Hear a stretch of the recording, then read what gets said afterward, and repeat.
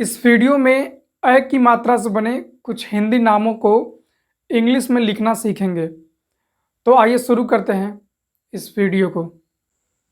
पैसा, प की इंग्लिश होती है पी और इसके साथ लगी है अ की मात्रा जिसकी इंग्लिश होती है ए आई और ये स को इंग्लिश में लिखते हैं यस से और ये इसके साथ लगी है आ की मात्रा जिसकी इंग्लिश होती है ए। तो इस तरह से पैसा, पैसा को इंग्लिश में लिखेंगे P A I S A. अब अगला देखते हैं नैना, तो ये न की इंग्लिश होती है एन और अ की मात्रा के लिए लगाएंगे ए आई और फिर न के लिए लगाएंगे एन और इसके साथ लगी है आ की मात्रा जिसकी इंग्लिश होती है ए। तो इस तरह से नैना, नैना को लिखेंगे एन ए आई एन ए।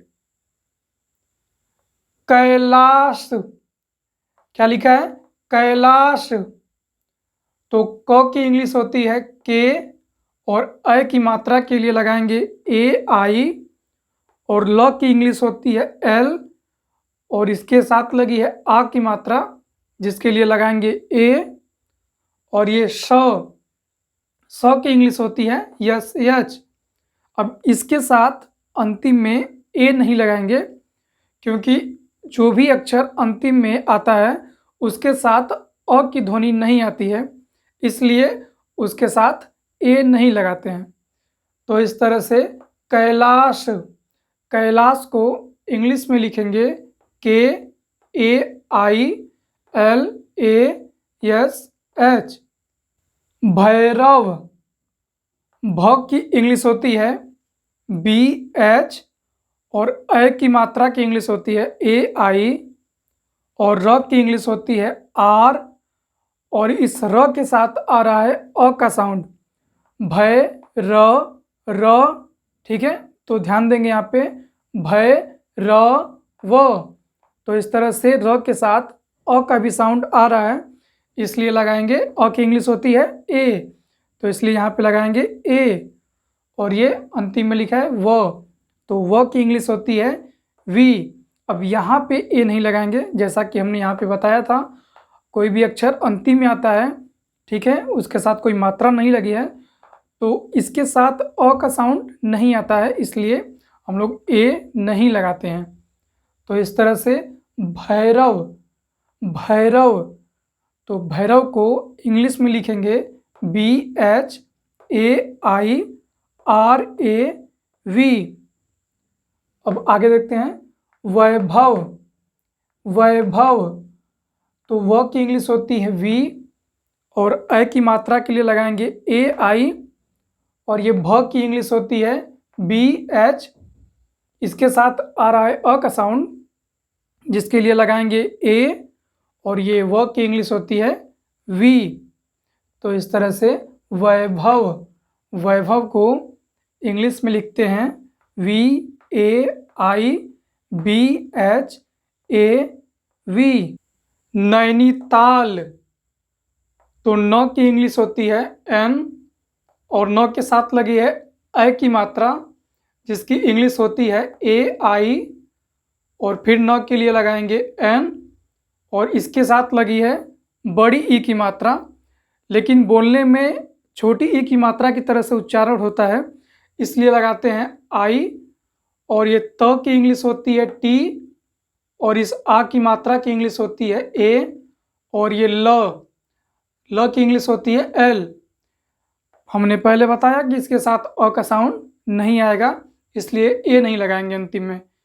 तो इस तरह से नैनीताल, नैनीताल को इंग्लिश में लिखते हैं N A I N I T A L. Baijnath, तो ब की इंग्लिश होती है बी और ये इसके साथ लगी है अ की मात्रा जिसकी इंग्लिश होती है ए आई और ये ज की इंग्लिश होती है जे। अब यहाँ पे ए नहीं लगाएंगे, क्योंकि इस तरह से जो भी नाम होते हैं तो इन्हें बोलने में यहाँ पे अ का साउंड नहीं आएगा। एक बार हम बोलते हैं, ध्यान से सुनेंगे। बैजनाथ, बैजनाथ। ठीक है, तो देख पा रहे हैं कि इसके साथ अ का साउंड नहीं आ रहा है, इसलिए यहाँ पे ये जे के बाद ए नहीं लगाएंगे। और न की इंग्लिश होती है एन, और ये आ की मात्रा के लिए लगाएंगे ए, और ये थ की इंग्लिश होती है टी एच। तो इस तरह से बैजनाथ, बैजनाथ को इंग्लिश में लिखते हैं B A I J N A T H. Vaishali, तो व की इंग्लिश होती है वी, और ये अ की मात्रा के लिए लगाएंगे ए आई, और ये श के लिए लगाएंगे यस एच, और आ की मात्रा के लिए ए, और ये ल की इंग्लिश होती है एल, और ये बड़ी ई की मात्रा के लिए लगाएंगे आई। एक बात ध्यान रखेंगे, जब बड़ी ई की मात्रा किसी भी अक्षर के साथ अगर आखिरी में आती है तो उसके लिए हमेशा आई का ही प्रयोग करते हैं। तो इस तरह से वैशाली, वैशाली को इंग्लिश में लिखते हैं V A I S H A L I. Haider, ह की इंग्लिश होती है एच, इसके साथ लगी है ए की मात्रा जिसके लिए लगाएंगे ए आई, और ये द की इंग्लिश होती है डी, इसके साथ अ का साउंड आ रहा है इसलिए लगाएंगे ए, और ये र की इंग्लिश होती है आर। अब आखिरी में ए नहीं लगाएंगे जैसा कि हमने पहले बताया। तो हैदर, हैदर को इंग्लिश में लिखते हैं H A I D A R. Faizan, तो फ की इंग्लिश या तो पी एच होती है या फिर एफ होती है, तो यहाँ पे लगाएंगे एफ। तो फ के लिए एफ, और इसके साथ लगी है ए की मात्रा जिसके लिए लगाएंगे ए आई, और ज की इंग्लिश जे भी होती है और जेड भी होती है, तो यहाँ पे लगाएंगे जेड। तो ज के लिए जेड, और ये आ की मात्रा के लिए ए, और न की इंग्लिश होती है एन। तो इस तरह से फैजान, फैजान को इंग्लिश में लिखते हैं F A I Z A N.